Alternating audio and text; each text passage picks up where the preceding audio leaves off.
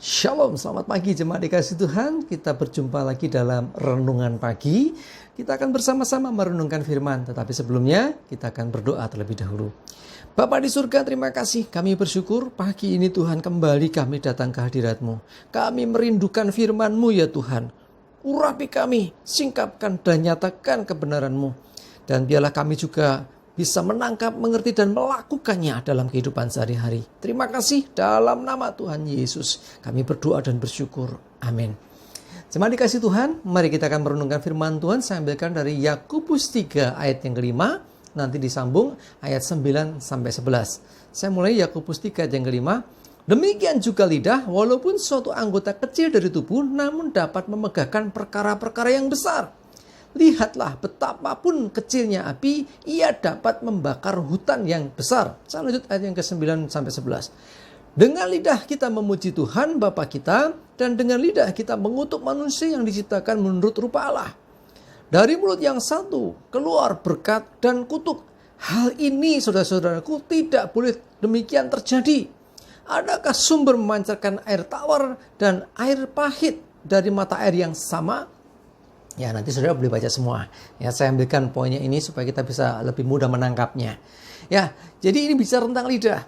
Ya, lidah ini mungkin bagian kecil dari tubuh manusia, tetapi punya peranan yang besar. Maka dikatakan lidah ini anggota kecil dalam tubuh kita, tetapi dapat memegahkan perkara-perkara besar. Ya, bahkan kita sering mendengar kerician dadi grojogan. Ya, seringkali berawal dari lidah. Ya, bicara lidah bukan hanya bicara tentang ya ini ya anggota tubuh kita ini. Lidah yang dimaksud adalah bicara tentang perkataan. Ya, lidah ini bicara juga tentang mulut.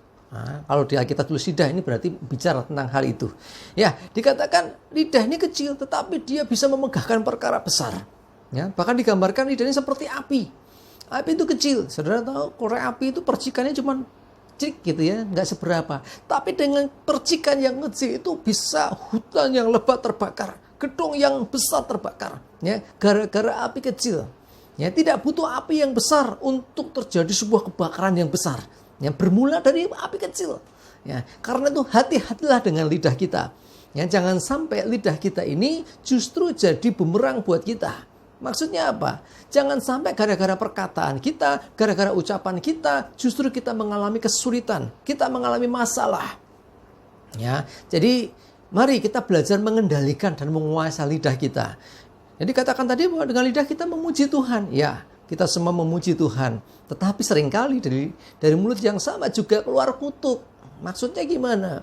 Kita habis muji Tuhan, pulang dari ibadah, misuh-misuh, ngonek-onek ke uang, marah-marah, memaki-maki, berkata-kata kotor, berkata-kata najis dan sebagainya.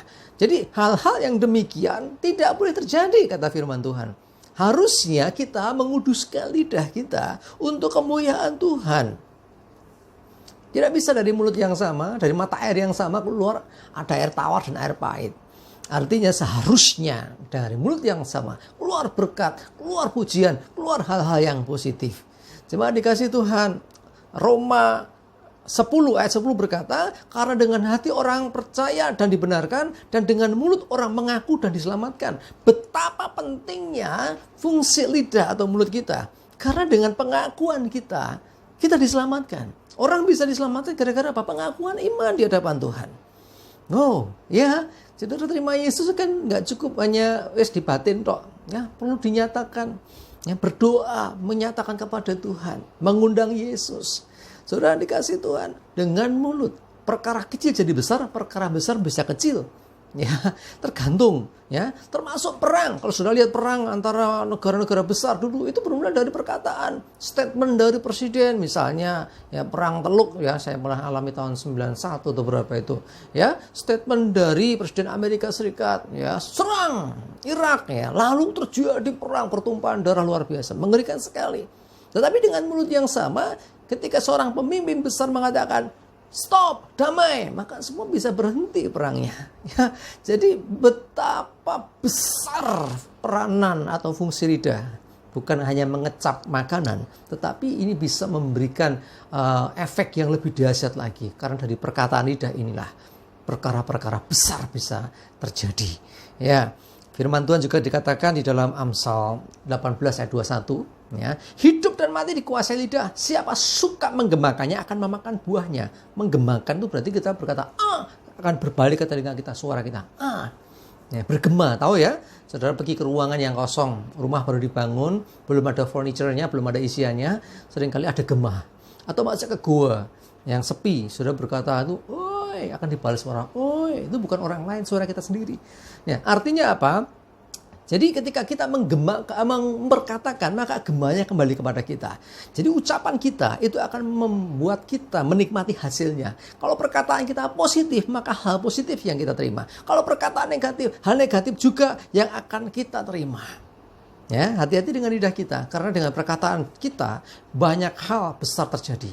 Orang terima Yesus dengan perkataan. Orang memutuskan menikah, melamar kekasihnya dengan perkataan. Janji nikah diucapkan dengan perkataan. Ya, jadi hal-hal demikian itu penting terjadi lewat perkataan kita. Hal-hal yang sangat-sangat krusial, hal-hal yang sangat-sangat penting terjadi karena ucapan kita. Karena kita harus berhati-hati. Tetapi hati-hati juga, kata-kata kita seringkali kata-kata yang mengutuk, kata-kata yang melemahkan, ngatain orang, menjelekkan orang. Hati-hati saudara dikasih Tuhan. Karena kita harus mempertanggungjawabkan setiap apa yang kita ucapkan.